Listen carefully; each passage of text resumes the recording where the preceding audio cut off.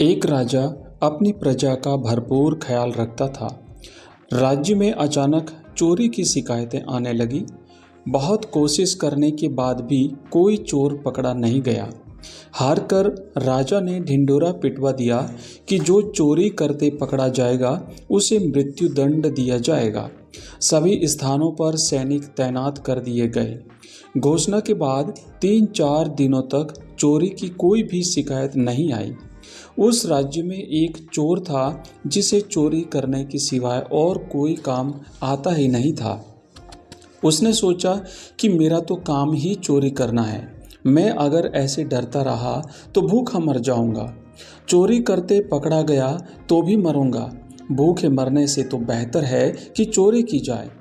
वह उस रात को एक घर में चोरी करने के लिए घुसा। घर के लोग जाग गए, शोर मचाने लगे तो चोर भागा। पहरे पर तैनात सैनिकों ने उसका पीछा किया। चोर जान बचाने के लिए नगर के बाहर भागा। उसने मुड़कर पीछे देखा तो पाया कि कई सैनिक उसका पीछा कर रहे हैं। उन सबको चकमा देकर भाग पाना संभव नहीं होगा। भागने से तो जान नहीं बचने वाली, युक्ति सोचनी पड़ेगी।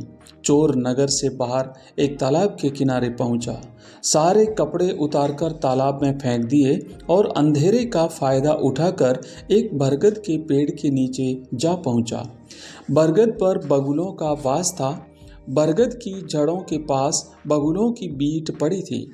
चोर ने वो बीट उठाकर उसका तिलक लगा लिया और आंख बंद करके ऐसे स्वांग करने बैठा जैसे कोई साधना में लीन हो। खोजते खोजते थोड़ी देर के बाद सैनिक भी वहां पर पहुंच गए। उनको चोर कहीं पर भी नजर नहीं आ रहा था। खोजते खोजते उजाला हो रहा था और उनकी नज़र बाबा बने चोर पर पड़े। सैनिकों ने पूछा, बाबा, इधर किसी को आते देखा है? इस पर ढोंगी बाबा तो समाधि लगाए बैठा था। वह जानता था कि बोलूँगा तो पकड़ा जाऊँगा, सो मौनी बाबा बन गया और समाधि का स्वांग करता रहा। सैनिकों को कुछ शंका हुई, पर क्या करें, कहीं सही में कोई संत निकला तो? आखिरकार उन्होंने छुपकर उस पर नज़र रखना जारी रखा। यह बात चोर भांप गया था।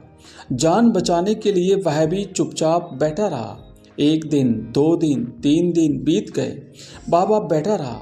नगर में चर्चा शुरू हो गई कि कोई सिद्ध संत पता नहीं कितने समय से बिना खाए पिए समाधि लगाए बैठे हैं। सैनिकों को तो उनके अचानक दर्शन हुए हैं।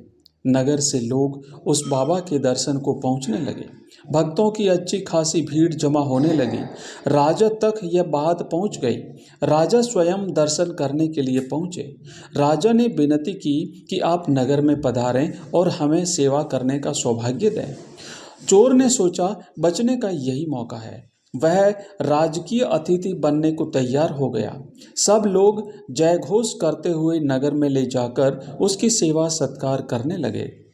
लोगों का प्रेम और श्रद्धा भाव देखकर ढोंगी का मन परिवर्तित हुआ। उसे आभास हुआ कि यदि नकली में इतना मान सम्मान है तो सही में संत होने पर कितना सम्मान होगा। उसका मन पूरी तरह परिवर्तित हो गया और चोरी त्याग करके वह सन्यासी हो गया। मित्रों, इस कहानी से हमें यह शिक्षा मिलती है कि संगति, परिवेश और भाव इंसान में अभूतपूर्व बदलाव ला सकता है। रत्नाकर डाकू को गुरु मिल गए तो प्रेरणा मिली और वह आदि कवि हो गए। असंत भी संत बन सकता है यदि उसे राह दिखाने वाला कोई मिल जाए। अपनी संगति को शुद्ध रखिए, विकारों का स्वतः पलायन प्रारंभ हो जाएगा। धन्यवाद।